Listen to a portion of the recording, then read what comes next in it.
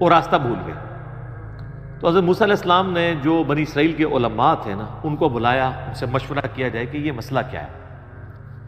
تو انہوں نے پھر بتایا کہ حضرت بات یہ ہے کہ حضرت یوسف علیہ السلام حضرت یوسف علیہ السلام کی نسل سے تھے نا، آگے بنی اسرائیل میں سے تھے نا حضرت موسیٰ علیہ السلام. ان دونوں کے درمیان آلموسٹ 1400 سال کا فاصلہ ہے، حضرت یوسف اور حضرت موسیٰ علیہ السلام کے درمیان. تو حضرت موسیٰ علیہ السلام کو انہوں نے کہا کہ جب حضرت یوسف علیہ السلام کی موت کا وقت قریب آیا تھا نا، تو انہوں نے بنی اسرائیل سے ایک عہد لیا تھا کہ جب کبھی بھی تم واپس ملک شام گئے نا، کیونکہ اصل ان کا وطن تو شام تھا، وہ تو حضرت یوسف علیہ السلام سورہ یوسف میں آتا ہے نا کہ بکھ کے وہاں تک پہنچے، پھر اللہ نے وہاں ان کو مرتبہ دیا تو بنی اسرائیل وہاں پہ شفٹ ہو گئے. لیکن یاد تو اپنے وطن کی ستاتی تھی. ان کو یہ بھی پتا تھا کہ اللہ نے وحی کے ذریعے بتایا ہوگا کہ الٹیمیٹلی آپ ابراہیمی مسکن کی طرف دوبارہ جائیں گے. تو انہوں نے یاد لیا تھا کہ جب تم لوگ یہاں سے شفٹ کرو نا تو میری لاش بھی قبر سے نکال کے لے جانا، مجھے وہاں پہ یروشلم میں دفن کرنا ہے، جو میرا آبائی جگہ ہے. حضرت موسیٰ علیہ السلام نے کہا او ہو، یہ تو پھر ہمیں راستہ نہیں ملے گا. یوسف علیہ السلام کو نال کھڑنا پڑا ہے کیونکہ اللہ کی طرف سے ہو رہا تھا.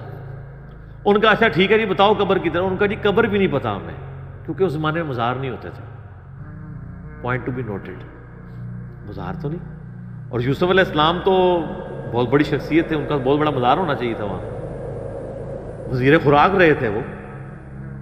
انہوں نے کہا جی ایک بڑھیا ہے جس کو قبر کا ایڈریس پتا ہے، لیکن وہ کہتی ہے کہ موسیٰ کو میرے پاس خود بھیجو، میں اس کے ساتھ نیگوشیشن کروں گی تو جگہ بتاؤں گی قبر کی. حضرت موسیٰ علیہ السلام نے کہا ٹھیک ہے بات کر لیتے ہیں. تو کہا اماں بتا. انہوں نے کہا اس طرح نہیں ہے، مجھے اس کا معاوضہ ادا کرنا ہوگا. حضرت موسیٰ علیہ السلام نے کہا اس کا معاوضہ کیا؟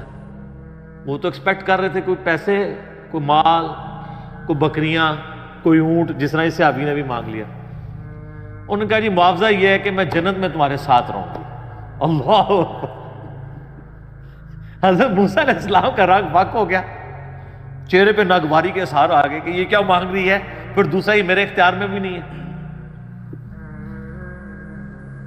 تو حدیث کے الفاظ ہیں اللہ تعالیٰ نے اسی ٹائم حضرت موسیٰ کو وحی کی کہ آپ کمٹمنٹ کر لیں اس کے ساتھ. اوہ ہائے، دینے والا تو اللہ ہے نا جی. موسیٰ علیہ السلام نے کہا ٹھیک ہے. اس لیے حضور نے اس اعرابی کو کہا او یار تجھے تو بڑھیا اچھی رہ گئی، یعنی تو مجھ سے جنت میں میرا پڑوس مانگ لیتا، تو نے مانگی تو دنیا کی چیز مانگی. جس طرح کہ صحیح مسلم میں آتا ہے کہ ایک صحابی تھے ربیہ، نبی علیہ السلام کو وضو کروایا کرتے تھے. ایک دن سمندر رحمت جوش میں آیا، فرمایا سل ربیہ، ربیہ کیا مانگتا ہے؟ وہ بھی تیاری کر کے بیٹھے سے. انہوں نے کہا یا رسول اللہ جنت میں آپ کا پڑوس. ہو سکتا ہے اس واقعے کے بعد یہ ہوا ہو، انہوں نے یہ بات سنی ہوئی ہو، اہم ممکن ہے، یہ میری اسیسمنٹ ہے. تو آپ فرمایا اور بھی کچھ مانگ لیں. ان کا نہیں یا رسول اللہ اس کے بعد تو مجھے کچھ نہیں چاہیے. تو آپ نے فرمایا پھر کثرت سجود سے میری مدد کر، یعنی اللہ کی عبادت کر کثرت کے ساتھ، میری شفاعت بھی تیرے کام آئے گی، الٹیمیٹلی تجھے جنت میں میرا پڑوس مل جائے گا انشاءاللہ.